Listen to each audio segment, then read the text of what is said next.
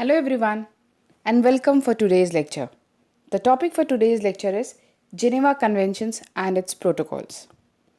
In my previous video, I have already discussed with you about the growth and evolution of IHL. I have also discussed the meaning of international humanitarian law and the Hague Conventions. In today's video, I will be dealing with the Geneva Conventions and its related protocols. So, this is the summary slide of my whole discussion. On this slide, I have mentioned about all the four Geneva Conventions. Pehla Geneva Convention you can see, second one, third and the fourth, which finally came in 1949. इसके बारे में we will be having a detailed discussion in this video. Simultaneously, ये तीनों protocol हैं associated with the Geneva Convention. So, moving further, now the first Geneva Convention, that is, which came in 1864. First Geneva Convention Henry Dunant की कोशिशों की वजह से आया था. I have discussed with you all. Henry Dunant was Swiss businessman. वो Switzerland के एक बिजनेसमैन थे जिन्होंने वॉर ऑफ सल्फिरिनो जो कि 1859 में हुआ था उसे बहुत करीब से उन्होंने देखा था. And he came to know that during that war time battle field पे बहुत सारे ऐसे सोल्जर्स हैं, ऐसे वॉरियर्स हैं जो कि वुंडेड, बीमार हैं, घायल हैं, सिक हैं और उनको केयर करने के लिए कोई भी नहीं था. Because of his initiatives only red cross committee came into the existence and he was the one जिसने कोशिश की कि बैटल फील्ड में ह्यूमन सफरिंग्स को कैसे कम किया जा सके. I have also discussed IHL को लेजिटिमेसी ऑफ वॉर से कोई लेना देना नहीं है. लेजिटिमेसी का मतलब कि आर्म कॉन्फ्लिक्ट हो रहा है तो इसमें किस पार्टी की कितनी गलती है ये IHL का कंसर्न नहीं है. IHL का सिर्फ ये कंसर्न है कि वैसे लॉज बनाओ जिससे बैटल फील्ड में आर्म कॉन्फ्लिक्ट में ह्यूमन सफरिंग्स कम की जा सकें. तो हेनरी ड्यूनेट की कोशिशों की वजह से इसका इनिशिएशन हुआ और 1864 का first Geneva convention came into existence. Moving further, on this slide you can see it is written First Geneva Convention, and the First Geneva Convention was for the amelioration of the condition of the wounded and sick in armies in the field. On this slide I have mentioned some important provisions. I have tried to give some important ideas of this First Geneva Convention. First Geneva Convention कहता है कि ऐसे laws बनाने चाहिए so that कि battle field में जो घायल हैं, जो बीमार हैं, उनकी सफरिंग्स कम की जा सके. उनकी सफरिंग्स कैसे कम की जा सकेगी? उनके लिए एक ऐसा न्यूट्रल मेडिकल यूनिट होना चाहिए जो कि वॉर जोन में जाकर लोगों की, घायलों की, बीमारों की मदद करे, उनको मेडिकल एड प्रोवाइड करवाए. और ये जो भी वुंडेड एंड सिक हैं उनके ऊपर उनके साथ ह्यूमन ट्रीटमेंट होना चाहिए. उनको बचाना चाहिए फर्दर इंजरी से, फर्दर टॉर्चर से. उनके साथ कोई दुर्व्यवहार ना हो, कोई बायोलॉजिकल एक्सपेरिमेंट ना हो ऐसे लोगों के साथ जो वुंडेड, जो घायल और बीमार हो गए हैं बैटल फील्ड पे. उन लोगों को प्रॉपर कलेक्ट करके प्रॉपर उनको केयर करना चाहिए और इसके लिए स्टैब्लिश करना चाहिए एक मेडिकल यूनिट्स जैसे रेड क्रॉस कमेटी जिसके को फाउंडर हेनरी ड्यूनेट थे. तो इन्होंने ये कहा था कि ऐसे ऑर्गेनाइजेशंस को बनाने चाहिए जो कि sufferings during the war time come care कर सकें. किसकी सफरिंग्स? जो घायल और बीमार सैनिक हैं उनकी सफरिंग्स. ये जो भी फर्स्ट जेनेवा कन्वेंशन के इंपॉर्टेंट प्रोविजंस हैं I have written them in the slides. You can see. Okay, further जो इम्पॉर्टेंट बात है वो ये है कि जो फर्स्ट जेनेवा कन्वेंशन 1864 में आया उसको फर्दर रिवाइव किया गया. फर्दर उसके अंदर कुछ चेंजेस लाए गए, मॉडिफिकेशन किया गया और ये सेकेंड जेनेवा कन्वेंशन में आया. जैसे सेकेंड जेनेवा कन्वेंशन 1906 में आया तो फर्स्ट जो कन्वेंशन था उसका कुछ मॉडिफिकेशन के साथ उसको हमने सेकेंड जेनेवा कन्वेंशन में इंक्लूड किया। अब सेकेंड जेनेवा कन्वेंशन क्या कहता है? It is like amelioration of the condition of wounded, sick and shipwrecked members of armed forces at sea। अब ये सेकेंड जेनेवा कन्वेंशन आया तो उसने फर्दर पहले वाले का एलैबोरेशन किया। पहले वाले कन्वेंशन में क्या था? प्रोटेक्शन प्रोवाइड करो वुंडेड एंड सिक को, और इसमें नए वाले में क्या है कि वुंडेड, घायल, बीमार के साथ साथ शिपव्रिक्ड पर्सन्स को भी। शिपव्रिक्ड का मतलब ये होता है कि जैसे पहला कन्वेंशन था वो बैटलफील्ड, वो लैंड के आर्म कॉन्फ्लिक्ट को डिस्कस करता है, और जो दूसरा जेनेवा कन्वेंशन है वो मेरीटाइम वॉरफेयर को डिस्कस करता है, यानी वैसी लड़ाई जो समुद्र के जो सहारे की जाती है, यानी जो पानी के ज़रिए की जाती है लड़ाई, उसको मेरीटाइम वॉरफेयर कहते हैं। तो पहला जेनेवा कन्वेंशन था वो बैटलफील्ड ऑन लैंड पे उसकी लड़ाई हो रही थी, और अब इन्होंने समुद्र के ज़रिए जो लड़ाई होती है, जो बड़ी बड़ी नदियों के ज़रिए लड़ाई होती है, वो बैटलफील्ड अब इनका कहाँ गया? मेरीटाइम वॉरफेयर में बदल गया। तो मेरीटाइम वॉरफेयर है, बट ऑब्वियस सी बात है मीन्स ऑफ ट्रांसपोर्ट क्या होगा? शिप होगा। वैसी शिप जो कि टूट गई है डेलिबरेटली या एक्सीडेंटली, या जो डूब रही है या डूब गई है, तो उसके मेंबर्स को क्या कहते हैं? शिपव्रिक्ड मेंबर्स। जो बैटलफील्ड में शिपव्रिक्ड मेंबर्स हैं वो अब they are no more capable of fighting, तो प्रोटेक्शन उन्हें भी प्रोवाइड करना चाहिए। जैसे अभी लगभग कुछ साल पहले हमारे एयरक्राफ्ट के पायलट थे MiG-24 शायद, तो उसके पायलट थे अभिनंदन। उनका एयरक्राफ्ट पाकिस्तान के बाउंड्री में जाकर क्रैश हो गया।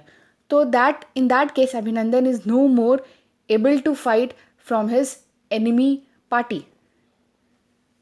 बहुत ज़्यादा होगा तो वो सेल्फ डिफेंस कर सकते हैं।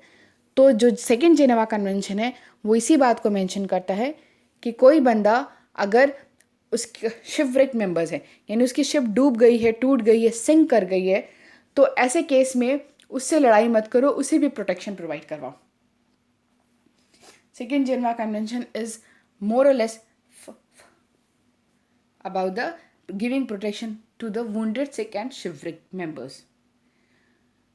साथ ही साथ ये सेकेंड जेनेवा कन्वेंशन ये भी बताता है कि जो भी हॉस्पिटल या जो भी मेडिकल स्टाफ बैटलफील्ड में न्यूट्रल तरीके से काम कर रहे हैं लोगों की सफरिंग्स दूर करने के लिए, उनके ऊपर आक्रमण नहीं करना चाहिए।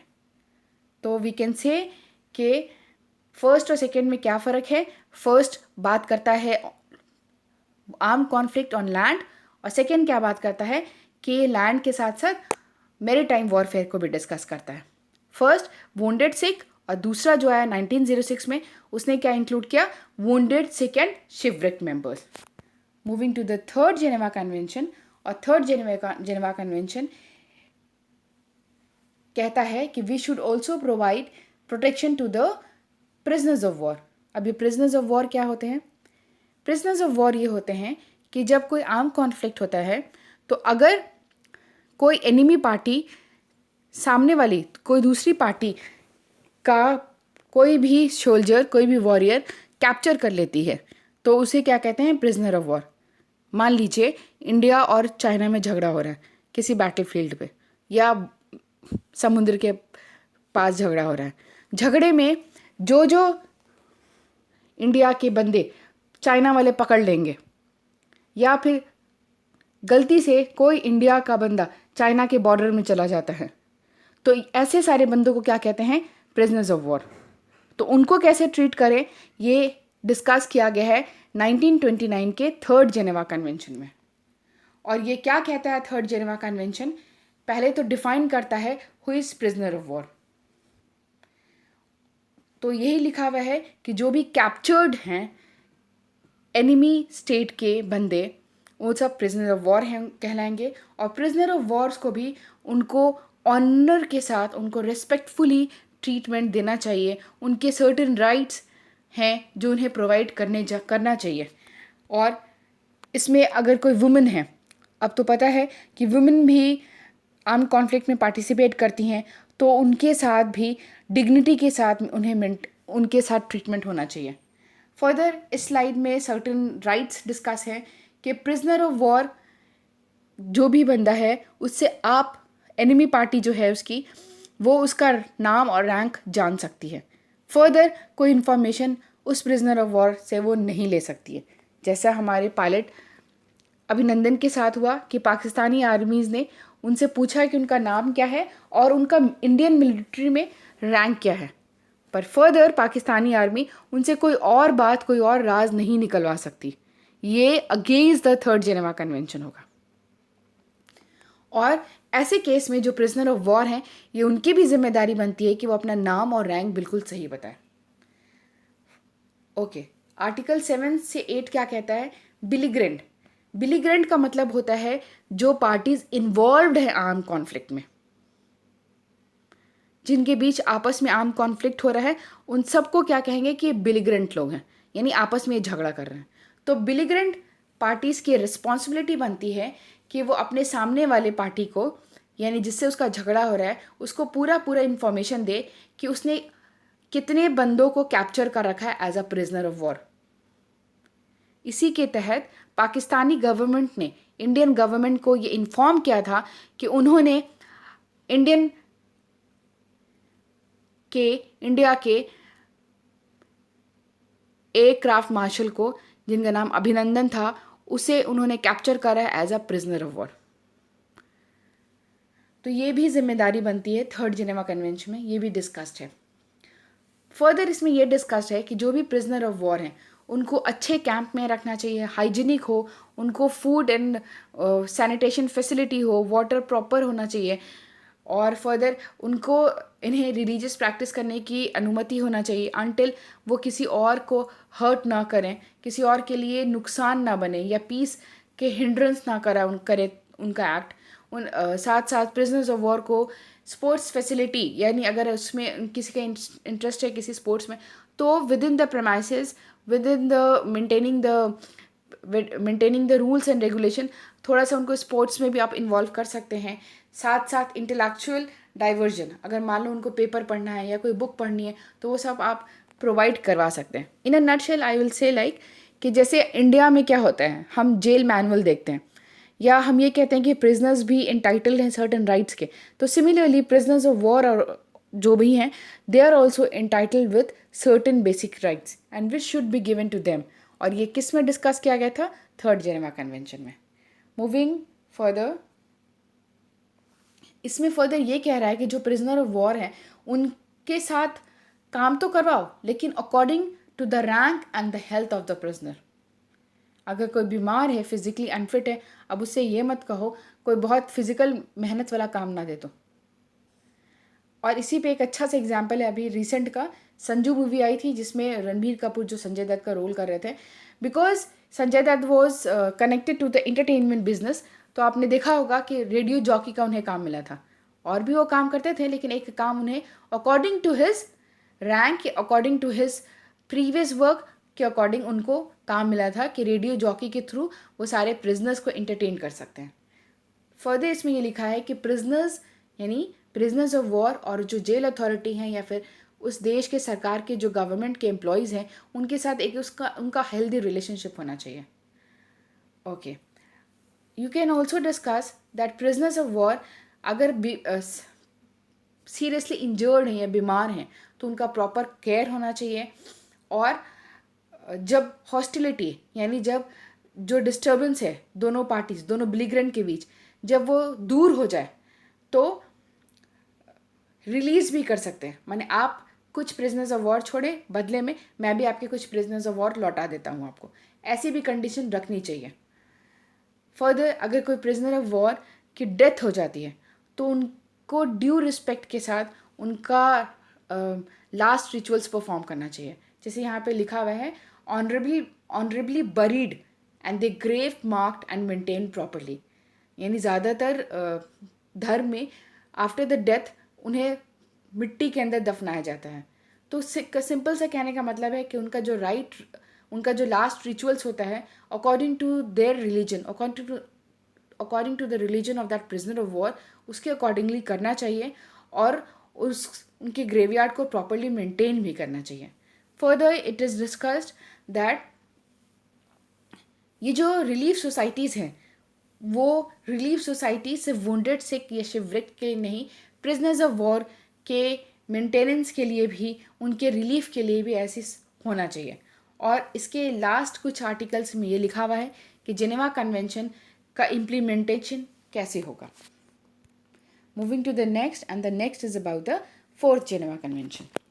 Okay, the most important thing is जो भी पहला 3 जेनेवा कन्वेंशंस आया 1864 में वुंडेड सिख, 1906 में आया वुंडेड सिख एंड शिवरिक्ड, 1929 में आया वुंडेड सिख शिवरिक्ड, ये सब तो थे ही पहले से, ऐड किया गया प्रिजनर्स ऑफ वॉर. और 1949 में जो आया सिविलियंस के प्रोटेक्शन के लिए, साथ ही साथ 1949 में जितने तीनों प्रीवियस जेनेवा कन्वेंशंस थे उनको भी इंक्लूड कर दिया गया, उनको भी फर्दर रिव्यू करके इसमें इंक्लूड कर दिया गया उन सर्टेन मॉडिफिकेशन के साथ. 1949 का जिनेवा कन्वेंशन प्रीवियस तीनों कन्वेंशंस के इम्पॉर्टेंट प्रोविजंस को भी अपने अंदर ऐड किया हुआ है. और लास्ट फोर्थ जिनेवा कन्वेंशन जो 1949 में आया, उसके बाद कोई फर्दर जिनेवा कन्वेंशन नहीं आया. और ये जो फोर्थ जिनेवा कन्वेंशन जो 1949 में आया वो ऑल्दो इसमें नया ऐड किया गया था प्रोटेक्शन टू द सिविलियन, लेकिन ये जो पहले के कन्वेंशन हैं, चाहे वो वुंडेड सिख के ऊपर हो, वुंडेड सिख, शिवरिक्ड या फिर प्रिजनर्स ऑफ वॉर, साथ ही साथ ये उन तीनों या ये तीनों जेनेवा कन्वेंशंस के प्रोविजन भी इंक्लूड कर रखा है फोर्थ जेनेवा कन्वेंशन में. फाइन. तो जो मैंने आपको कहा कि फोर्थ जेनेवा कन्वेंशन में नई बात क्या थी, that it try to give the protection to the civilian, या एक वर्ड है प्रोटेक्टेड पर्सन. अब ये प्रोटेक्टेड पर्सन क्या होते हैं? बैटल फील्ड में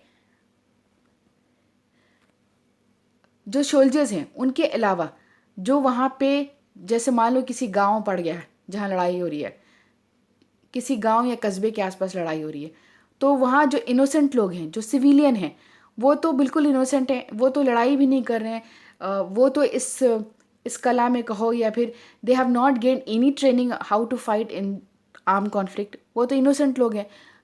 वो ऐसे सिविलियंस जो बिल्कुल इनोसेंट हैं, जो जिनका इन्वॉल्वमेंट बिल्कुल भी नहीं है आर्म कॉन्फ्लिक्ट में, उन्हें क्या किया गया है, उन्हें प्रोटेक्टेड पर्सन का टाइटल दिया गया है. और जो फोर्थ जेनेवा कन्वेंशन है वो कोशिश करता है कि ऐसे प्रोटेक्टेड पर्सन को हम सर्टेन फैसिलिटी प्रोवाइड करें और ह्यूमैनिटेरियन ग्राउंड पे उनकी मदद करें.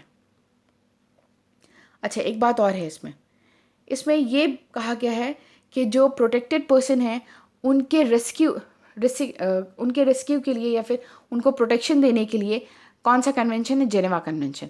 लेकिन जो न्यूट्रल पर्सन बैटल फील्ड में फंस जाते हैं उनको डील करने के लिए डिप्लोमेटिक रिलेशन होता है. इसका क्या मतलब है? जस्ट एग्जाम्पल के लिए मान लो इंडिया चाइना में झगड़ा हो रहा है, तो उस बैटल फील्ड में, उस वॉर जोन के एरिया में अगर मान लो कोई सिविलियन है, किसी का गांव या किसी का कस्बा है आसपास, तो वो तो क्या हो जाएगा, वो ऑफ कोर्स इनोसेंट है, तो उसको हम किसका उपाधि देंगे, या वो क्या कहलाएगा? प्रोटेक्टेड पर्सन कहलाएगा. और मान लो इसी इंडिया चाइना के बीच में जो बैटल फील्ड में झगड़ा हो रहा है, वहाँ पे कोई पाकिस्तानी आ जाए या कोई यूके का बंदा आ जाए, वो इस बैटल फील्ड में फंस जाता है, तो उस फॉरेनर्स का किसी भी, मान लो जैसे वो एज ए टूरिस्ट था जो अनफॉर्चुनेटली उस एरिया में आके अभी फंस गया है, या फिर मान लो कोई मीडिया पर्सन था, तो अब उसका रेस्क्यू कैसे होगा उस बैटल फील्ड से? उसको सेफली कैसे निकाला जाएगा? या जब तक उस बैटल फील्ड में उसकी सेफ्टी, उसके बेसिक फैसिलिटीज़ उसको कैसे प्रोवाइड की जाएगी? तो ये इंग्लैंड की जो गवर्नमेंट है वो अपने डिप्लोमेटिक रिलेशंस को यूज़ करेगी, इंडिया से बात करेगी, चाइना से बात करेगी कि जो उसके पर्सन इस बैटल फील्ड में फंस गए हैं उनका रेस्क्यू हो सके, उनको सेफली निकाला जा सके.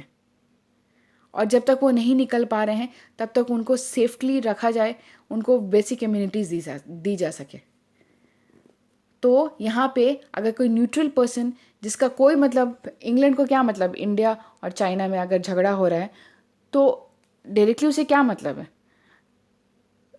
ऐसे केस में न्यूट्रल पर्सन उस बंदे को कहते हैं जो इसमें फंस गया, और उस बंदे को यानी उस न्यूट्रल पर्सन को कैसे डील करेंगे, डिप्लोमेटिक रिलेशनशिप से।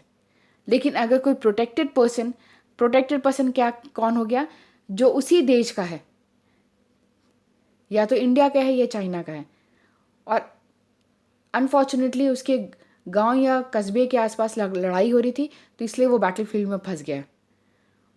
तो वैसे सिविलियन को हम प्रोटेक्टेड पर्सन कहते हैं, और उस सिविलियन के प्रोटेक्शन के लिए कौन सा कन्वेंशन आया, 4th जेनेवा कन्वेंशन।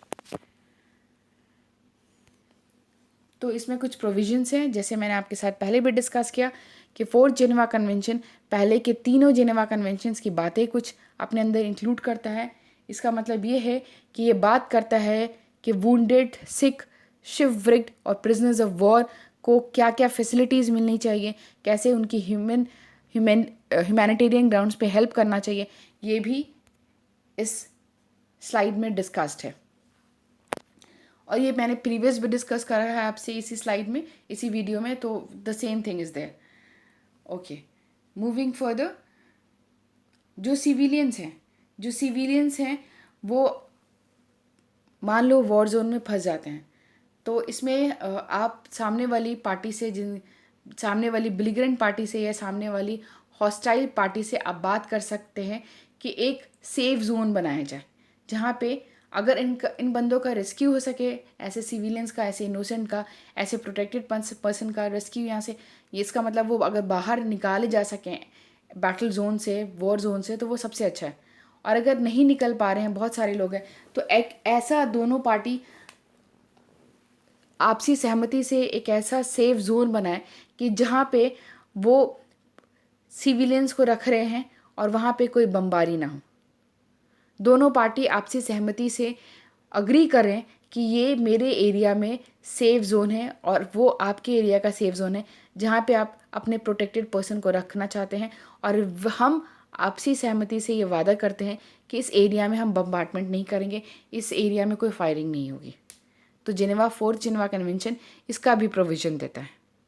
वो कहता है कि ऐसा आप एक सेफ जोन बनाइए जहाँ पर आप जो इनोसेंट हैं, खास करके जो एजेड हैं या बच्चे हैं या फिर प्रेग्नेंट लेडी हैं, या जो बच्चे 15 साल से कम हैं, खास करके ऐसे बच्चे, या जो मदर जिनके बच्चे 7 ईयर्स से कम हैं, ऐसे लोगों के लिए सेफ्टी बहुत इम्पॉर्टेंट है, क्योंकि वो बहुत छोटे हैं या बहुत ऐसे क्रिटिकल मेडिकल ग्राउंड्स पे, ऐसे क्रिटिकल कंडीशन में कि वो अपने आप को नहीं देख सकते।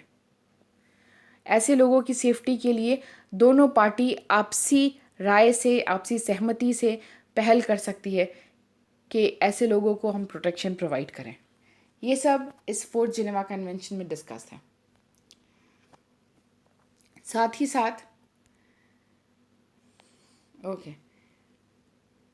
साथ ये बात भी डिस्कस है कि जो भी न्यूट्रल, जैसे रेड क्रॉस कमेटी हो गई, ये क्या है, ये न्यूट्रल है, इसकी क्या जिम्मेदारी बनती है कि वुंडेड, सिक, शिपव्रिग्ड या प्रिजनर्स ऑफ वॉर या वैसे प्रोटेक्टेड पर्सन जिन्हें सिविलियन कहते हैं, उन सब की वो ह्यूमैनिटेरियन ग्राउंड्स पे सफरिंग्स दूर करें। और साथ में वो जो मेडिकल यूनिट है उसकी भी ये रिस्पॉन्सिबिलिटी बनती है कि वो मिलिट्री में या आर्म कॉन्फ्लिक्ट में इनडायरेक्टली इन्वॉल्व ना हो। कैसे? जैसे उनका मान लो एम्बुलेंस हुआ या शिप हुआ या एयरक्राफ्ट हुआ, उस पर कोई भी मिलिट्री इक्विपमेंट्स नहीं कैरी होना चाहिए, उसमें सिर्फ और सिर्फ मेडिकल से रिलेटेड स्टफ्स कैरी होने चाहिए। या फिर ऐसे लोग, ऐसे मेडिकल पर्सनल्स, उनकी ये जिम्मेदारी बनती है कि वो कोई कोड या कोई इनका वॉर से रिलेटेड कोई भी स्पाई की तरह काम ना करें। उनका सिर्फ रिस्पॉन्सिबिलिटी है कि वो लोगों की सफरिंग्स के ऊपर ध्यान दें। तो ये सब कुछ बेसिक पॉइंट्स डिस्कस हैं इन दिस वीडियो, जिसके ऊपर जेनेवा कन्वेंशन बना था। फर्दर यहाँ पर लिखा है common article 2 and protocol 1 of 1977। मैंने in the beginning of this video I have given the summary of the whole video, जिसमें मैंने कहा था कि in this video I will be discussing all the 4 Geneva conventions, along with it I will also be dealing with the protocols of the Geneva convention. ये 3 protocols equally बहुत important हैं when we discuss the Geneva convention. अब यहाँ common article 2 क्या है? Common मतलब ये चारों जिनेवा कन्वेंशन का आर्टिकल 2 है। चारों जिनेवा कन्वेंशन को आप 1949 का जिनेवा कन्वेंशन जब आप ओपन करोगे बुक में या फिर आप ऑनलाइन पीडीएफ जब पढ़ोगे तो you can check it out कि पहले जो फर्स्ट जिनेवा कन्वेंशन आया था उसके सारे प्रोविजंस हैं, फिर दूसरा, फिर तीसरा, फिर चौथा। तो जब सब आप पढ़ते हो चारों जिनेवा कन्वेंशन आप जब देखोगे तो उन सारे के सारे जिनेवा कन्वेंशन में आर्टिकल 2 क्या कहता है? वो ये कहता है कि ये जिनेवा कन्वेंशंस के प्रोविजंस कहाँ एप्लीकेबल होंगे? During the international armed conflict. ठीक है, आर्टिकल 1 सबका डेफिनेशन देता है। जैसे अगर ये जिनेवा कन्वेंशन 1 की बात करूंगी तो वो बताएगा वुंडेड सिख की कैटेगरी में कौन आएंगे। अगर 1906 का सेकेंड जिनेवा कन्वेंशन डिस्कस करूंगी उसका आर्टिकल 1 तो वो बताएगा वुंडेड सिख और शिवरिक मेंबर्स क्या होंगे। अगर 1929 का थर्ड जिनेवा कन्वेंशन डिस्कस करूंगी उसका आर्टिकल 1 तो वो बताएगा प्रिजनर ऑफ वॉर का कैटेगरी किसे दिया जाएगा। सिमिलरली साइमल्टेनियसली अगर फोर्थ जिनेवा कन्वेंशन का आर्टिकल 1 डिस्कस करोगे तो डेफिनेशन देता है कि प्रोटेक्टेड पर्सन कौन है। और सबका आर्टिकल 2 क्या बताता है कि जिनेवा कन्वेंशन लाया गया है so that international arm conflict में सफरिंग्स दूर की जा सके। ठीक है, सफरिंग्स दूर की जा सके।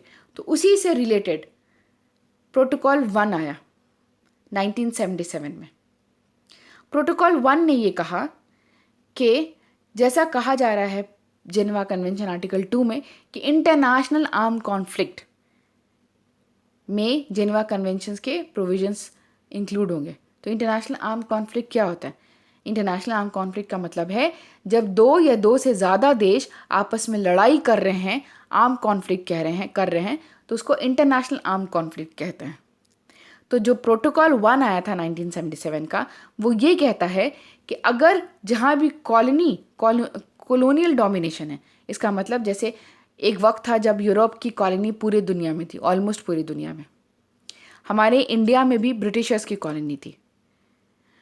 तो 1977 का protocol 1 further international arm conflict को फर्दर इलैबोरेट करते हुए कहता है कि इसमें कॉलोनियल डोमिनेशन जहाँ जहाँ है वहाँ पर जो वहाँ के लोग हैं अपनी आज़ादी के लिए लड़ाई करें, यानी अपने सेल्फ डिटर्मिनेशन के लिए लड़ाई करें, तो वो लड़ाई भी इंटरनेशनल आर्म कॉन्फ्लिक्ट के कैटेगरी में आएगी।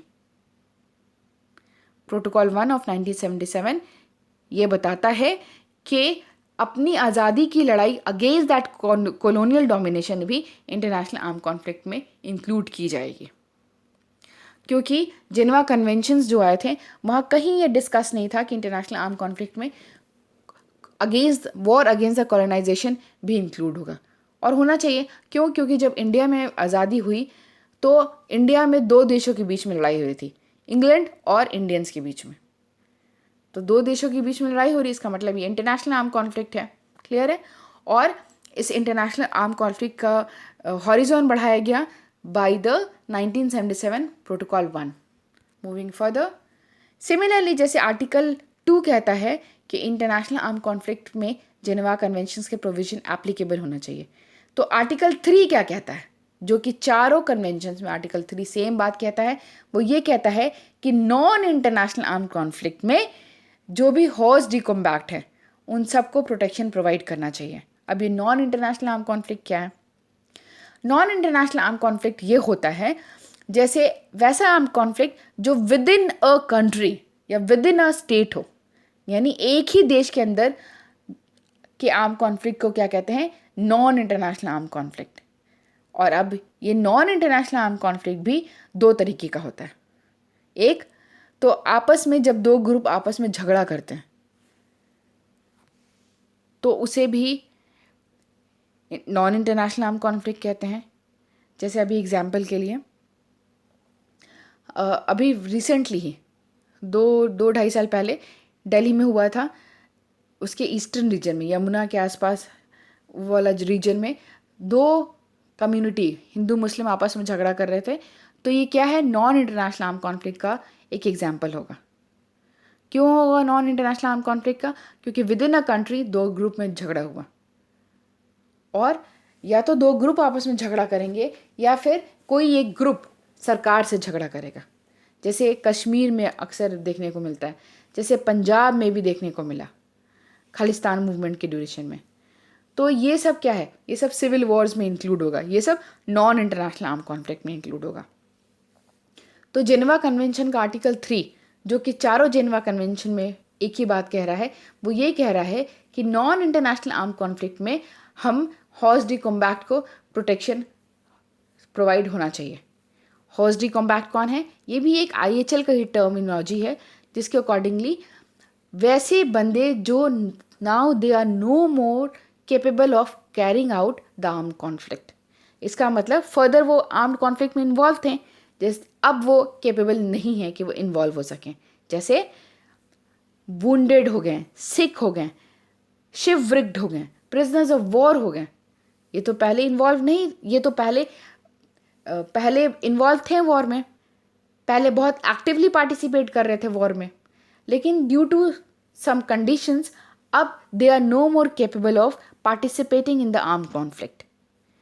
तो आर्टिकल 3 ये कहता है कि नॉन इंटरनेशनल आर्म कॉन्फ्लिक्ट जहाँ होता है वहाँ भी हमें प्रोटेक्शन प्रोवाइड करवाना चाहिए हॉर्स डी कॉम्बैट के लोगों को। तो इसी से रिलेटेड प्रोटोकॉल 2 आया, जो कि 1977 में ही आ गया था। उसने कहा, क्या कहा? उसने ये कहा कि जैसा कि जेनेवा कन्वेंशंस के आर्टिकल 3 कह रहा है कि नॉन इंटरनेशनल आर्म कॉन्फ्लिक्ट की कंडीशन में हमें प्रोटेक्शन देना चाहिए हॉर्स डी कॉम्बैट को, तो सिमिलरली हमें नॉन इंटरनेशनल आर्म कॉन्फ्लिक्ट में प्रोटेक्शन प्रोवाइड करना चाहिए विक्टिम्स को भी। विक्टिम से क्या मतलब? जैसे मैं एक वही एग्जांपल ले लूँ कि अभी दिल्ली में वही जो मैंने अभी आपका रिसेंट एग्जांपल दिया था कि नॉर्थ ईस्ट रीजन जो है हमारे दिल्ली का, यानी जो यमुना के पास का रीजन है, वहाँ अभी कुछ वक्त पहले डिस्टर्बेंस हो रहा था, कुछ साल पहले दो कम्युनिटी के बीच में। तो इसमें विक्टिम्स कौन हो गए? मान लो कि उस एरिया में दो ग्रुप के लोग लड़ रहे हैं रिलीजियस ग्राउंड्स पे, तो जो लड़ रहे हैं वो तो इन्वॉल्व है, डायरेक्टली इन्वॉल्व है, लेकिन जो आम लोग हैं, जो वहाँ के नेटिव हैं, जो वहाँ के रेसिडेंट्स हैं, ठीक है, वो उनमें से कोई बंदा, मान लो किसी के कॉलेज में एग्ज़ाम चल रहा है, वो एग्ज़ाम देने जा रहा है, या फिर किसी का कोई मेडिकल कंडीशन ख़राब हो गया तो दवा या हॉस्पिटल के लिए जा रहा है, और वो इस आर्म कॉन्फ्लिक्ट जो चल रहा है दो डिफरेंट रिलीजियस ग्रुप के बीच में, उसमें वो इत्तेफाक से वहाँ जा रहा है और वो विक्टिम बन जाता है उस आर्म कॉन्फ्लिक्ट का। तो प्रोटोकॉल 1 ये कह रहा है, प्रोटोकॉल 2 जो कि 1977 में ही आया था, प्रोटोकॉल 2 ये कह रहा है कि नॉन इंटरनेशनल आर्म कॉन्फ्लिक्ट के बीच में आप जो हॉर्स डी कॉम्बैट हैं, यानी वुंडेड, सिक, शिवरिग्ड या प्रिजनर्स ऑफ वॉर है, उसके प्रोटेक्शन के साथ साथ प्रोटोकॉल 2 ये कहता है कि जो विक्टिम हो गए हैं नॉन इंटरनेशनल आर्म कॉन्फ्लिक्ट के, उनको भी प्रोटेक्शन के प्रोविजंस होने चाहिए जेनेवा कन्वेंशन में। और ये भी एक सच है कि नॉन इंटरनेशनल आर्म कॉन्फ्लिक्ट आजकल पूरी दुनिया में बहुत तेज़ी से बढ़ रहे हैं। तो प्रोटोकॉल 2 नॉन इंटरनेशनल कॉन्फ्लिक्ट के विक्टिम्स के भी प्रोटेक्शन की बात करता है। वो कहता है कि जेनेवा कन्वेंशन को फर्दर इलैबोरेट करता है और वो ऐसे विक्टिम्स की भी प्रोटेक्शन की बात कर रहा है। फर्दर प्रोटोकॉल 3 जो कि 2005 में आया, 2005 में आया, 2005 में जो प्रोटोकॉल 3 आया, उसने क्या किया? उसने एम्बलम देखो क्या होता है, जैसे रेड क्रॉस कमेटी है, यहाँ पे रेड क्रॉस कमेटी है, ये एक न्यूट्रल कमेटी है जो ह्यूमैनिटेरियन ग्राउंड्स पे मेडिकल फैसिलिटी प्रोवाइड करवा रही है। तो रेड क्रॉस कमेटी पे कोई आक्रमण ना करे, यानी वो तो यूनिफॉर्म में है लेकिन वो बिलिग्रेंट के मेंबर्स नहीं है, यानी जिनके बीच हॉस्टाइल कंडीशन हो रही है, जिनके बीच आर्म कॉन्फ्लिक्ट हो रहा है, वो उनमें से किसी के मेंबर्स नहीं है। वो एक न्यूट्रल पर्सन है जो वॉर जोन में लोगों की मदद करने के लिए आए। तो उनकी एक पहचान भी होनी चाहिए जो कि आसानी से डिस्टिंग्विश किया जा सके कि ये पार्टिसिपेट नहीं कर रहे हैं, ये ह्यूमैनिटेरियन ग्राउंड्स पे वॉर जोन में है। तो उनको डिस्टिंग कैसे कर, उनको अलग कैसे किया जा सकता है आम लोगों से, यानी जो वॉरियर्स हैं, जो सोल्जर्स हैं, उनसे उनको अलग कैसे दिखाया जा सकता है। तो उनके जो भी यूनिफॉर्म है उसके ऊपर एक सिंबल, एक एम्बलम वो लगाए रहते हैं। जैसे रेड क्रॉस आपने एम्बुलेंस में भी देखा होगा, जो भी मेडिकल यूनिट है उसमें भी आपने देखा होगा, जिससे पता चल जाता है कि अच्छा ठीक है ये मेडिकल से रिलेटेड है। तो यही बात कहा गया है कि ये जो एम्बलम था रेड क्रॉस कमेटी का, वो क्रिश्चियनिटी को दिखाता है। तो ज़्यादातर ये जो यूरोपियन या फिर ये जो कंट्रीज़ हैं यूएसए वगैरह में जहाँ क्रिश्चियनिटी ही धर्म है, तो ये कहा गया कि नहीं, ये बहुत न्यूट्रल एम्बलम होना चाहिए, ये किसी रिलीजन से रिलेटेड नहीं होना चाहिए। जैसे रेड क्रॉस कमिटी का क्या सिग्नल है, वाइट बैकग्राउंड पे प्लस का साइन, तो ये क्रिश्चियनिटी को दिखाता है। बाद में सिमिलरली मुस्लिम रीजन्स में जो ऐसे मेडिकल यूनिट्स हैं उनका एम्बलम क्या बनाया गया, रेड क्रिसेंट, यानी वाइट बैकग्राउंड पे एक चांद जैसा। तो जो प्रोटोकॉल 3 आया 2005 में, उसने ये कहा कि आप लोग अकॉर्डिंगली अपने धर्म के हिसाब से अपना एम्बलम चुने हुए हैं, और जबकि एम्बलम तो न्यूट्रल होना चाहिए। क्यों? क्योंकि ये जो ह्यूमैनिटेरियन ग्राउंड पे काम करता है मेडिकल यूनिट, वो तो बहुत न्यूट्रल है, वो किसी के तरफ से नहीं है, बस वो बैटल फील्ड में लोगों की सफरिंग्स दूर करने के लिए। तो एक न्यूट्रल एम्बलम को थर्ड प्रोटोकॉल ने लाया, और वो न्यूट्रल एम्बलम कैसा बना, रेड क्रिस्टल माने एक डायमंड के शेप का है वाइट बैकग्राउंड पे। तो this is all about the Geneva convention and it's protocol. I hope you like it and thank you for watching.